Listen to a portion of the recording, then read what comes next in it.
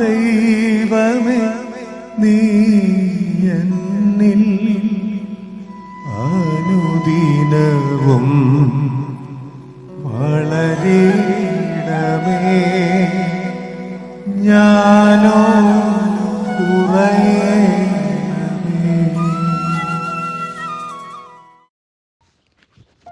വിശുദ്ധ മർക്കോസ് സുവിശേഷം അധ്യായം 10. അക്കാലത്ത് പത്രോസ് യേശുവിനോട് ചോദിച്ചു, ഇതാ ഞങ്ങളെല്ലാം ഉപേക്ഷിച്ച് നിന്നെ അനുഗമിക്കുന്നു. യേശു പ്രതിവദിച്ചു, സത്യം സത്യമായി ഞാൻ നിങ്ങളോട് പറയുന്നു, എന്നെ പ്രതിയും സുവിശേഷത്തെ പ്രതിയും ഭവനത്തെയോ സഹോദരന്മാരെയോ സഹോദരിമാരെയോ മാതാവിനെയോ പിതാവിനെയോ മക്കളെയോ വയലുകളെയോ ത്യജിക്കുന്ന ഏവർക്കും ഇവിടെ വെച്ച് തന്നെ 100 ഇരട്ടി ലഭിക്കാതിരിക്കില്ല. ഭവനങ്ങളും സഹോദരന്മാരും സഹോദരിമാരും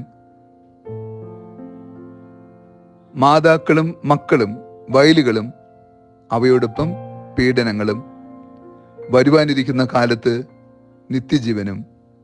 എന്നാൽ മുൻപന്മാരിൽ പലരും പിൻപന്മാരും പിൻപന്മാരിൽ പലരും മുൻപന്മാരുമാകും. ഈശോയിൽ ഏറ്റവും സ്നേഹമുള്ള പ്രിയ ദൈവമക്കളെ, ഈ വിശുദ്ധ പ്രഭാതത്തിൽ നാം ദൈവതിരുസന്നിധിയിൽ പ്രാർത്ഥനാപൂർവമായിരിക്കുമ്പോൾ ശിഷ്യത്വത്തിൻ്റെ ആത്മീയ കൃപ ധ്യാനിക്കാം. നാം എല്ലാവരും വിളിക്കപ്പെട്ടിരിക്കുന്നത് ക്രിസ്തു ശിഷ്യരാകുവാനാണ്. ക്രിസ്തു ശിഷ്യരുടെ ധർമ്മം ഗുരുനാഥനുമായ ക്രിസ്തുവിനെ അനുധാവനം ചെയ്യുക എന്നതാണ്. ക്രിസ്തുവിനെ പൂർണ്ണ മനസ്സോടെ അനുധാവനം ചെയ്യുവാൻ, പിന്തുടരുവാൻ ഈ ഭൂമിയിലെ ചില ബലങ്ങളെ ഉപേക്ഷിക്കേണ്ടതായിട്ടുണ്ട്. ക്രിസ്തുവിന് വേണ്ടിയും അവൻ്റെ നാമത്തെ പ്രതിയും വചനത്തെ പ്രതിയും നാം നഷ്ടപ്പെടുന്ന ഒന്നും യഥാർത്ഥത്തിൽ നഷ്ടപ്പെടുത്തുകയല്ല, അതൊരു വീണ്ടെടുപ്പാണ്. സ്വർഗം സ്വന്തമാക്കുവാൻ നാം ചിലതൊക്കെ ഉപേക്ഷിക്കാൻ തയ്യാറാകുമ്പോൾ നമുക്ക് സമ്മാനമായി സ്വർഗം നമുക്ക് നൽകുന്നത് നിത്യജീവനാണ്. ഭവനങ്ങളും സഹോദരങ്ങളും സഹോദരിമാരും വയലുകളും ഒപ്പം പീഡനങ്ങളും വരുവാനിരിക്കുന്ന ലോകത്ത് നിത്യജീവനുമാണ്.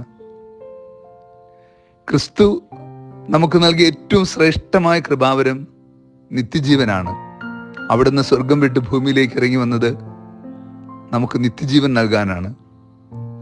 അങ്ങനെയെങ്കിൽ ആ നിത്യജീവൻ സ്വന്തമാക്കുവാൻ വേണ്ടി ശിഷ്യൻ എന്ന നിലയിൽ നാം തീർച്ചയായും ദൈവതിരിഹിതത്തിന് വിരുദ്ധമായത് ഉപേക്ഷിക്കുമ്പോൾ നമ്മുടെ ജീവിതത്തിന് ക്രിസ്തുവിനേക്കാൾ കൂടുതൽ മഹത്വം കൽപ്പിക്കുന്ന കാര്യങ്ങൾ അതെന്ത് തന്നെയാണെങ്കിലും അത് മാറ്റി നിർത്തുമ്പോൾ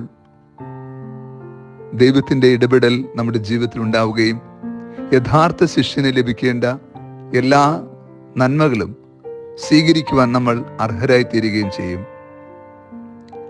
യഥാർത്ഥത്തിൽ ശിഷ്യത്വം ഒരു ത്യാഗ അനുഭവമാണ്. കാരണം ഗുരുവിൻ്റെ പാത പിൻചൊല്ലുക ശിഷ്യന് അത്ര എളുപ്പമല്ല.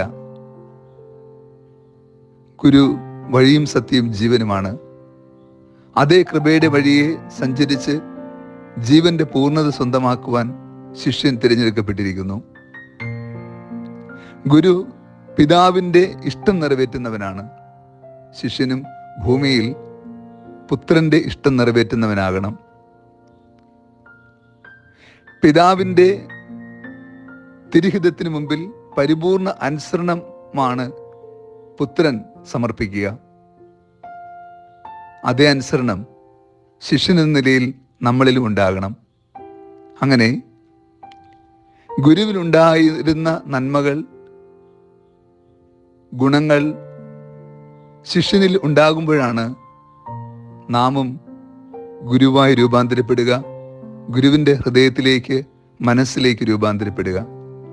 ഈ ഒരു രൂപമാറ്റമാണ് ശിഷ്യത്വത്തിൻ്റെ ആത്മീയത. നമ്മൾ ക്രൈസ്തവ നാമം ഏറിയതുകൊണ്ടോ ആചാരാനുഷ്ഠാനങ്ങൾ മാത്രം അഭയം പ്രാപിച്ചതുകൊണ്ടോ വിശ്വാസ ജീവിതത്തിൽ ഞാൻ ജീവിക്കുന്നുവെന്ന് സ്വയം അഭിമാനിച്ചതുകൊണ്ടോ നമുക്ക് നിത്യജീവൻ സ്വന്തമാക്കാൻ കഴിയില്ല. മറിച്ച് ശിഷ്യത്വത്തിൻ്റെ ആത്മീയത സ്വന്തമാക്കിക്കൊണ്ട് ജീവിതം ഒരു പരിവർത്തനത്തിൻ്റെ പാതയിലൂടെ ക്രിസ്തുവിൻ്റെ ഹൃദയത്തിനിണങ്ങിയ ജീവിതം നയിച്ച് മുന്നോട്ട് പോകുവാൻ നാം പരിശ്രമിക്കുകയും അതിനേക്കായി നമ്മുടെ വ്യക്തി സന്തോഷങ്ങളെ, ഇഷ്ടങ്ങളെ, താല്പര്യങ്ങളെ പരിത്യജിക്കുവാൻ തയ്യാറാവുകയും വേണം. ശിഷ്യത്വം ത്യാഗപൂർണമെങ്കിലും അത് ആനന്ദദായകമാണ്. കാരണം ഈ ഗുരുവിനെ അനുഗമിച്ച ആരും അന്ധകാരത്തിൽ പെട്ടുപോയിട്ടില്ല, വഴി അറിയാതെ അലഞ്ഞു പോയിട്ടില്ല, നിത്യസമ്മാനം ലഭ്യമാകാതിരുന്നിട്ടില്ല, ഈ ഭൂമിയിൽ സ്വസ്ഥതയും സമാധാനവും അനുഭവിക്കാതെയും ഇരുന്നിട്ടില്ല. ഓർക്കുക, നാം ഗുരുവും നാഥനുമായ ക്രിസ്തുവിനെ അനുധാവനം ചെയ്യുമ്പോൾ യഥാർത്ഥത്തിൽ നിത്യതയാണ് നമ്മൾ സ്വന്തമാക്കുന്നത്. ആ വലിയ പ്രത്യാശയിൽ യഥാർത്ഥ ശിഷ്യരായി തീരുവാൻ വേണ്ട കൃപാവരത്തിനായി ഈ ദിനം പ്രാർത്ഥിക്കാം. കർത്താവ് നിങ്ങളോട് കൂടെ. സർവശക്തനായ ദൈവം, പിതാവും പുത്രനും പരിശുദ്ധാത്മാവും നമ്മെ സമൃദ്ധമായി അനുഗ്രഹിച്ച് ആശീർവദിക്കുമാറാകട്ടെ. ആമേൻ.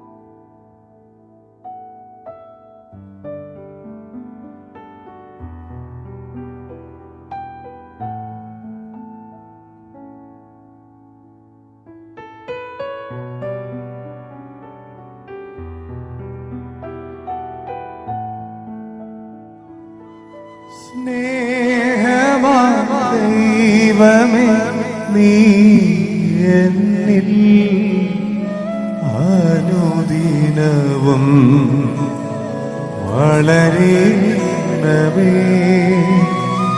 ഞാനോ